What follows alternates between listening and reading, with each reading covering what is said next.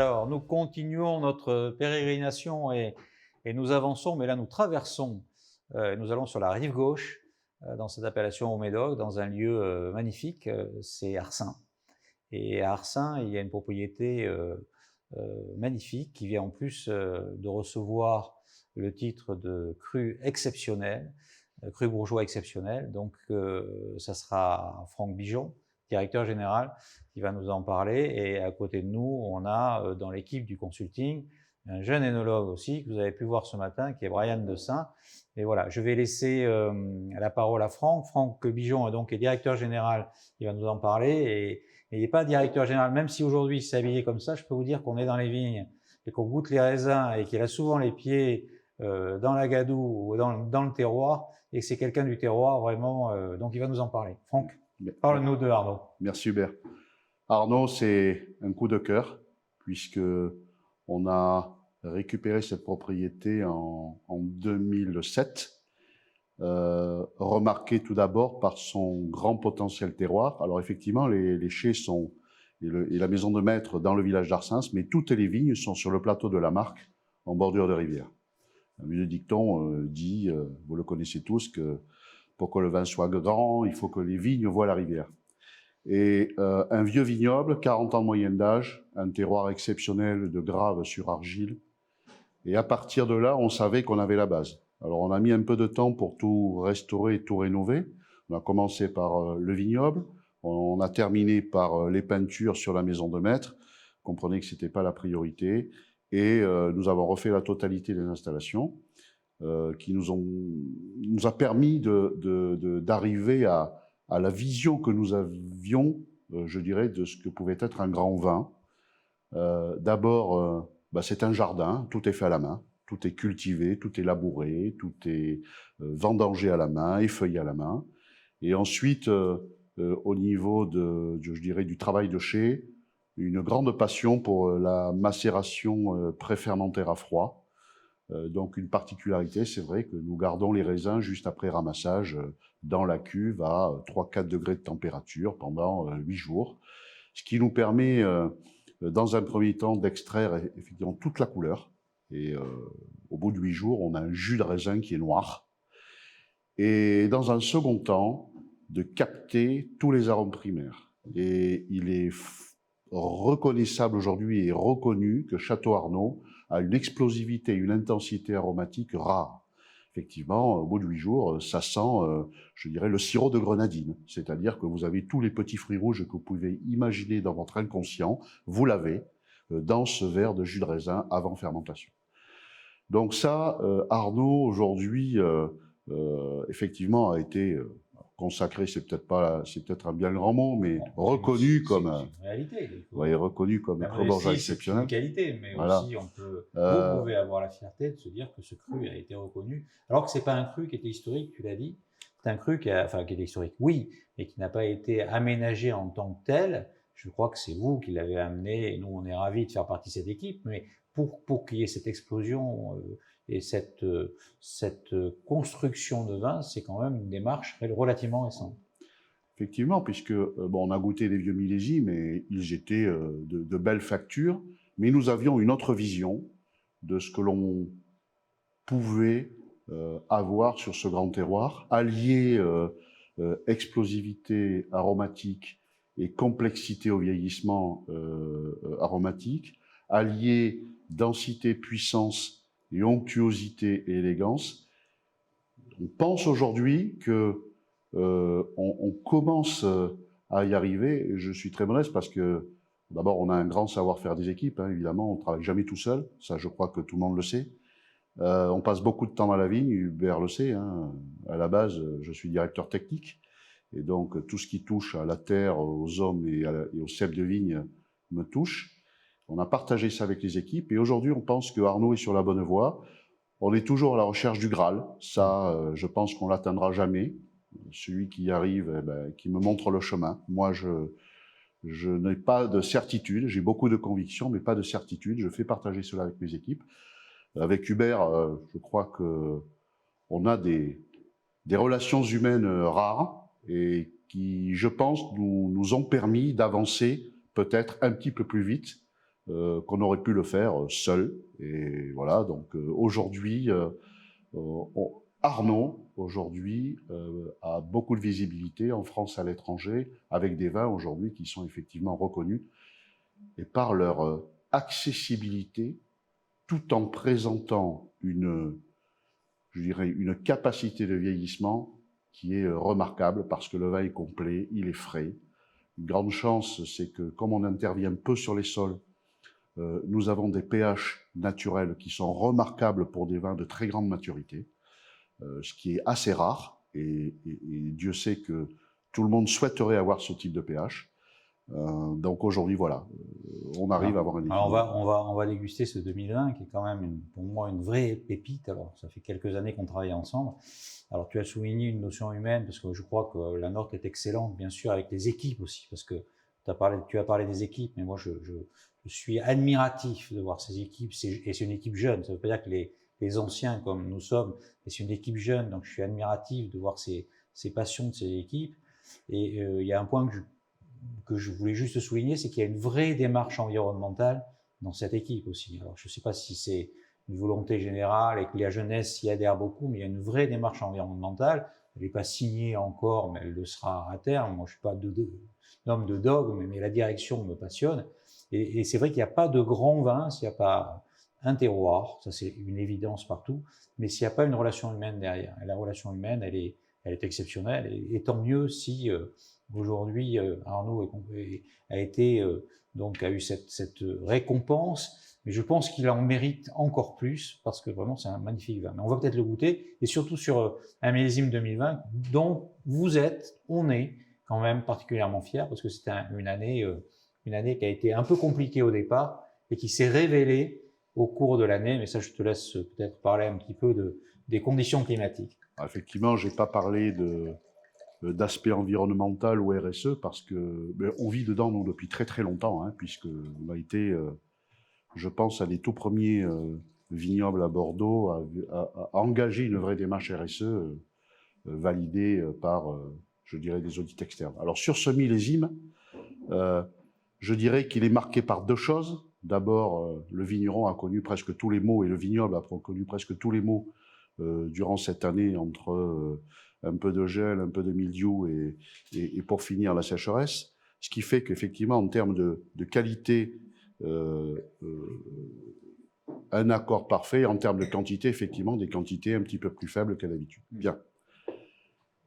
On pourrait dire que 2020 est marqué par le fait que, étant donné la sécheresse que nous avons connue pendant, je dirais, quasiment 2 mois et demi, la réaction des sols et des sous-sols, et donc des parcelles, a été bien différente d'une parcelle à une autre, et que c'est, je pense, le vigneron qui a su lire dans ce que pouvait donner la parcelle, sa réaction par rapport à ce climat-là, le vigneron qui a su vendanger à l'heure. Alors, on dit souvent que c'est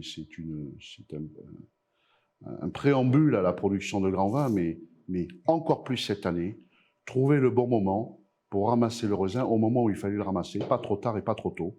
Ce qui fait qu'aujourd'hui, bon, alors en termes de couleur, effectivement, on n'en parle pas, parce que aujourd'hui on est sur des vins qui sont extrêmement violines, beaucoup de reflets pourpres.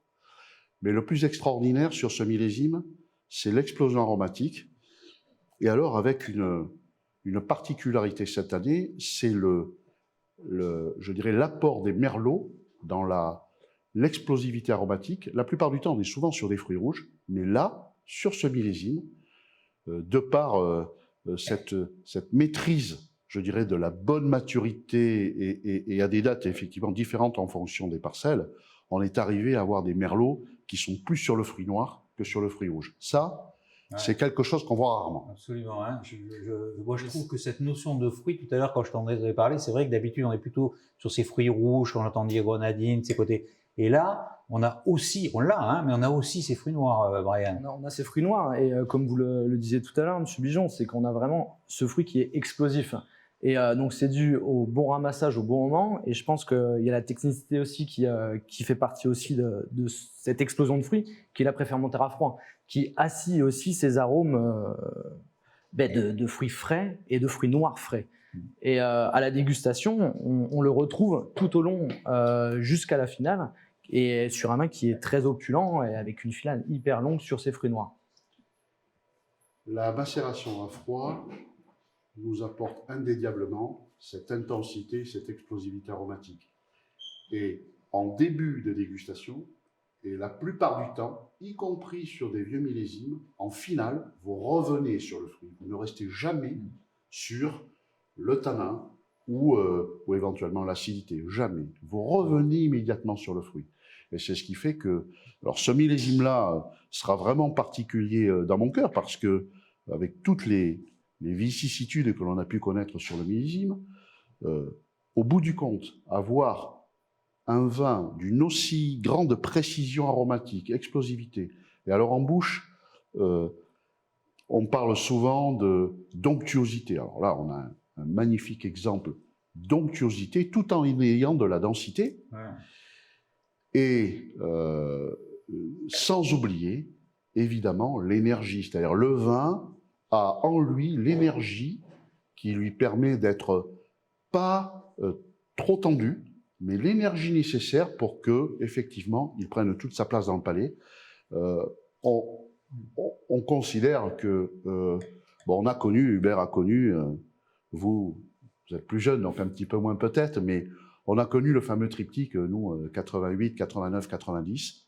Et bien là, aujourd'hui, on écrit l'histoire d'un nouveau triptyque, hein, 18, 19, 20, et 20 est assurément quelque chose d'extraordinaire. Je pense qu'il a cette capacité à montrer aujourd'hui qu'il est beau, fringant, attirant, et je reste persuadé que les années qui vont passer, de par sa constitution, le fait de ne pas être dans la surmaturité, être parfaitement juste à point et à des dates différentes en fonction des cépages et des parcelles, c'est vraiment cette année extrêmement flagrant, procurer, je dirais, un plaisir après quelques années en bouteille. Ça, c'est 2020. Comme moi, mais vraiment, je trouve cette construction qui est assez extraordinaire. C'est un oxymore entre, d'un côté, cette notion d'élégance et de charme, et d'un autre côté, et donc ça existe, c'est pour ça que la langue française a trouvé ce mot, et de l'autre côté, cette énergie, cette puissance, cette tension. Et je trouve que vraiment, on est, alors c'est jamais parfait, on est toujours envie d'aller vers le Graal, mais alors le millésime nous aide beaucoup, mais je trouve que c'est à Arnaud, comme Arnaud, ça commence par A, ça va être compliqué d'aller plus loin dans l'alphabet, et c'est vraiment, vraiment délicieux. Moi, j'adore ce style de vin. Je le dis d'autant plus que, bon, quand on goûte aujourd'hui un vin, mais moi j'ai connu la période où on a vu les premiers raisins, on a goûté ces premiers raisins, on les a avancés au mois de juillet en disant qu'est-ce qu'on va faire, comment ça va vérer, et puis ensuite quand on a vu les premières dégustations des raisins, quand on a imaginé à quelle date on pouvait commencer, bon ça c'est de l'imaginaire, mais enfin on commence à se dire, puis qu'ensuite on est arrivé en se disant non, et oui, on va vendanger cette parcelle à tel moment. Enfin, c'est de l'orfèvrerie quand même, hein, parce que ça, il faut quand même le savoir, on est dans une notion d'orfèvrerie, et on est tellement content quand on goûte les vins, parce que c'est un peu, je pense, tout en l'ayant pas fait, c'est comme l'artisan qui a fait sa montre, là, et quand au final, il a mis tous les points, et qu'il ferme, et qu'il met le mécanisme en marche, et là, ça fonctionne, et tout fonctionne comme on le souhaite, et là, vraiment, c'est l'expression de ce travail abouti, sans doute perfectible, la chance qu'on a d'avoir un millésime 2020, Arnaud particulièrement réussi. Alors c'est bien parce que avec l'exceptionnel, ça va bien, hein, c'est tant mieux. Mais c'est vraiment quand je les goûte, on les a goûtés il y a plusieurs fois, mais il y a peu de temps à la propriété. En les regoûtant aujourd'hui, je suis content parce que c'est aussi intéressant de goûter dans d'autres ambiances. Et là, on regoute les vins de façon magistrale, avec un peu tout dans le vin, tout ce qu'on aime. Et voilà, c'est un bon moment. J'espère en tout cas que ceux qui nous écoutent prendront conscience de la qualité de ce millésime et puis prendront conscience qu'à Arnaud, il y a des vins d'une rare élégance et d'une qualité absolument immense, et particulièrement dans le millésime 2020, je trouve. 2020, je dirais que c'est peut-être le millésime où le vigneron devait être encore plus compositeur. Souvent, on peut comparer je dirais la vinification et les assemblages à un art, mais d'autant plus sur ce millésime où il a fallu être extrêmement près de la matière, extrêmement attentif à ce que pouvait nous dire le terroir et les cèpes de vigne. Effectivement, on peut penser que 2020, pour moi, est certainement le millésime d'une grande composition. Voilà. Ça, je le ressens très fort. Ça a été pas le plus difficile parce que la météo était quand même extraordinaire, mais il y a un pas, et manifestement un grand pas, entre un très bon vin et un grand vin. Et on avait la possibilité cette année de faire des très grands vins. Ce sera le mot de la fin. Et donc, j'étais ravi d'être là pour déguster Arnaud. Je voudrais remercier tous ceux qui nous ont permis de faire ces lives. D'abord, vous, les propriétaires qui ont été là au rendez-vous. Merci les vins, parce qu'ils étaient là, ils étaient au rendez-vous.